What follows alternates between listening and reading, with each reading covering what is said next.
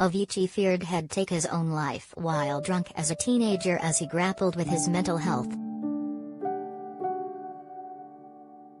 The DJ, real name Tim Bergling, died by suicide in Oman in 2018, aged just 28 after years of alcohol and painkiller addiction.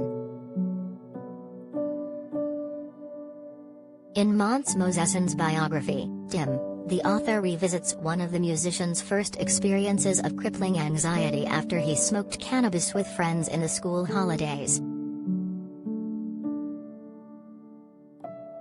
A few weeks after the experience seemingly changed him, Tim began a thread on Swedish social media site Flashback. He wrote, "Feels like I can't really think clearly like I could 3 weeks ago, feels like everything is meaningless when the feeling is at its worst. I'm also worried about losing control of myself when I'm tipsy. Have never had these kind of problems before, but I'm worried that my anxiety will increase when I get drunk and that I'll feel like nothing matters and take my own life or something." Biographer Måns details how Tim smoked a joint on the beach on a night out in Wanley-Pins on the French Riviera ahead of his second year of high school. He suffered a panic attack that made his throat feel like it was closing, his heart raced and his head throbbed. Back home in Stockholm weeks later, he felt disconnected from reality after an 11-hour session on his computer and began to worry that he was mentally ill. He confided in his parents, who did their best to reassure him his thoughts and experience weren't common. A visit to a psychiatrist both helped and exacerbated his situation. He was relieved to air his concerns, but the very fact he had to made him feel he was abnormal. The anxiety continued to haunt him in the evenings when he was left alone with his own thoughts, and he grew concerned he might be suffering from derealization, a condition where you feel the world around you isn't real. His solution at the time was to keep busy and distract himself, and there was nothing better for that than his music. In the years that followed, Avicii became a global sensation with hits like Wake Me Up and Levels dominating the airwaves. But behind the scenes, the constant demands of touring while managing his anxiety took their toll. He was diagnosed with pancreatitis age 22 and told to quit booze, but it was something he was unable to do.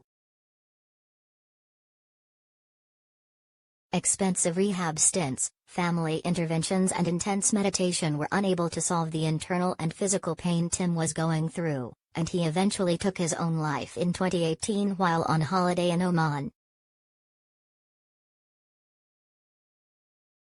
You're not alone. Every 90 minutes in the UK a life is lost to suicide. It doesn't discriminate, touching the lives of people in every corner of society, from the homeless and unemployed to builders and doctors, reality stars and footballers. It's the biggest killer of people under the age of 35, more deadly than cancer and car crashes. And men are 3 times more likely to take their own life than women. Yet it's rarely spoken of, a taboo that threatens to continue its deadly rampage unless we all stop and take notice, now. That is why The Sun launched the You're Not Alone campaign. The aim is that by sharing practical advice, raising awareness and breaking down the barriers people face when talking about their mental health, we can all do our bit to help save lives. Let's all vow to ask for help when we need it, and listen out for others. You're not alone. If you, or anyone you know, needs help dealing with mental health problems, the following organizations provide support.